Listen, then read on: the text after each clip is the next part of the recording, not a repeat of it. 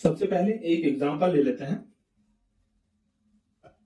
1, 2, 4, 8, 16, 32, इन दोनों के बीच का रेशियो 2, इसके भी बीच का रेशियो 2, ये भी रेशियो 2, 2 एंड दिस इज 2। जब ऐसा कोई सीक्वेंस रहेगा जिसका नेक्स्ट टर्म और उसके प्रीवियस टर्म उसका रेशियो कांस्टेंट रहेगा, तो इसको कहेंगे ज्योमेट्रिक प्रोग्रेशन।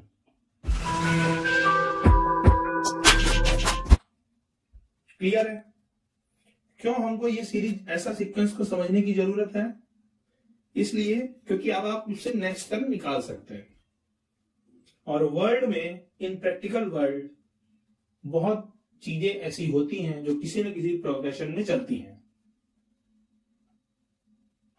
अब इसको मान लिया ए हमने फर्स्ट टर्म को कॉमन ले लिया, जैसा कि हम अरिथमेटिक प्रोग्रेशन में लिए थे, और इस कॉमन रेशियो को हमने डिनोट कर दिया आर से। तो यहां पर आर कितना है? 2। तो आर हो गया आपका कॉमन रेशियो। अब यहां से हम आज ज्योमेट्रिक प्रोग्रेशन बनाएंगे। पहला टर्म हो गया ए, दूसरे टर्म में आर से मल्टीप्लाई किया, तीसरे टर्म में दूसरे टर्म से आर से मल्टीप्लाई किया, यहां पे ए आर स्क्वायर आ गया। चौथे टर्म में तीसरे टर्म से आर से मल्टीप्लाई किया, ए आर क्यू आ गया।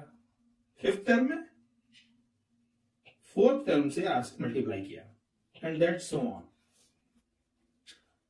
अब इन सारे टर्म्स को हम फिर से लिखेंगे। इसको लिखिए A R to the power 0, ये हो गया A R to the power 1, A R square, A R cube, ये है फर्स्ट टर्म, ठीक है। ये हो गया सेकंड, ये हो गया थर्ड, ये हो गया फोर्थ। आपने एक खास बात देखी, फोर्थ टर्म अगर निकाल रहे हैं तो आर की पावर उससे एक कम है, क्योंकि ये 0 से काउंटिंग शुरू है, और ए हमेशा ए की पावर 1 है। दूसरा, एक की फोर्थ टर्म है तो दोनों का टोटल पावर 4 है। अब आपसे कहा जाए कि इसका nth टर्म निकालिए, टर्म nth, इसको tn से डिनोट कर दिया। समझ में आ गया कैसे लिखा? ये क्या होगा? a उसकी पावर 1 रहनी है और r की पावर 1 उससे कम रहनी है। ये हो गया nth टर्म। इस पर सीधे सवाल आते हैं, बोर्ड लेवल पे तो सीधे सीधे आता है। इसको आप लिख लेंगे tn is equal to A R N minus 1। और आप जीपी बनाना सीख गए हैं।